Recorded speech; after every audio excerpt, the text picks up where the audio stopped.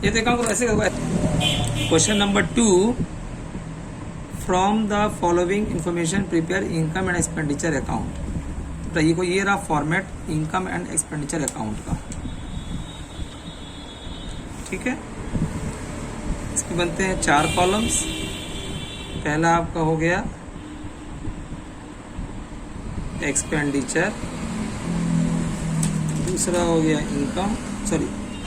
Amount, फिर आपका हो गया इनकम, फिर हो गया अमाउंट। नाम है इनकम एंड एक्सपेंडिचर अकाउंट। लेकिन फॉर्मूला में क्या बनेगा बेटा, पहले एक्सपेंडिचर, फिर अमाउंट, फिर इनकम, फिर अमाउंट, ठीक है। अब क्वेश्चन 1 हम पढ़ते हैं। उसमें लिखा हुआ है कैश बैलेंस ऑन 1 अप्रैल 2020। मतलब बेटा ये कैश है, और कैश होता है एसेट्स, वो जाएगा बैलेंस शीट में, इसमें काम नहीं है इसका। सेकंड है life membership fees. The membership fees होती तो यहाँ पे आती इनकम में, मगर ये लाइफ मेंबरशिप फीस है, इसलिए लायबिलिटी हो गई, जाएगी एसेट्स में। फिर आपका आता है लॉकर रेंट, ये आपका इनकम है, यहाँ पे आ जाएगा बाई लॉकर रेंट। अमाउंट दिया है 22,000। फिर दिया है एंट्रेंस फीस। कोई भी मेंबर या कोई भी टीम एंट्री करती है हमारे क्लब में तो उसका फीस लगता है, इसलिए उसको बोलते हैं बाई एंट्रेंस फीस, और ये इनकम होती है इसलिए इनकम साइड आई है। अमाउंट क्वेश्चन में दिया होगा, हम लिख लेंगे। फिर बेटा आपको दिया गया है सब्सक्रिप्शन। इस क्वेश्चन में वो 3 साल का दिया है, 2019-20 का दिया है, 2021 का दिया है, और 21-22 का दिया है।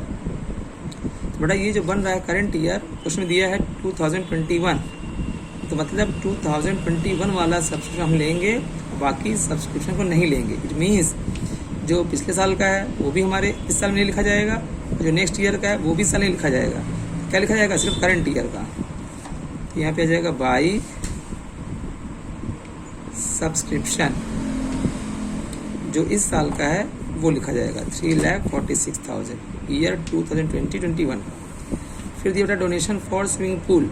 बेटा डोनेशन दिया होता तो इनकम होती, लेकिन यहाँ बोल दिया डोनेशन फॉर स्विमिंग पूल, तो ये स्विमिंग पूल बनाने के लिए डोनेशन हो गया, तो ये हो गया स्पेसिफिक डोनेशन। और जो भी स्पेसिफिक डोनेशन होता है वो जाता है लायबिलिटी साइड, यानी यहाँ पे ये नहीं आएगा। अगर यहाँ दिया होता सिर्फ डोनेशन तो यहाँ पे आता। नेक्स्ट जरा दिया इंटरेस्ट।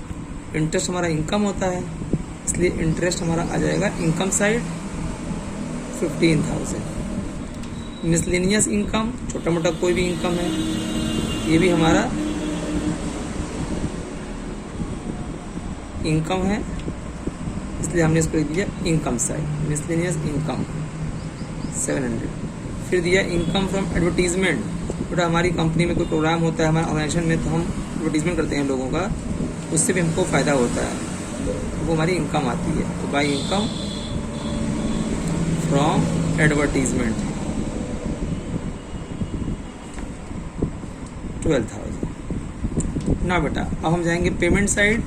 पेमेंट साइड से हम ढूंढेंगे कौन कौन सा हमारा एक्सपेंडिचर है, और क्वेश्चन में दिया हुआ है रेंट, तो रेंट हमारा एक्सपेंडिचर है, इसलिए टू रेंट अकाउंट कितना दिया है बेटा 48,000।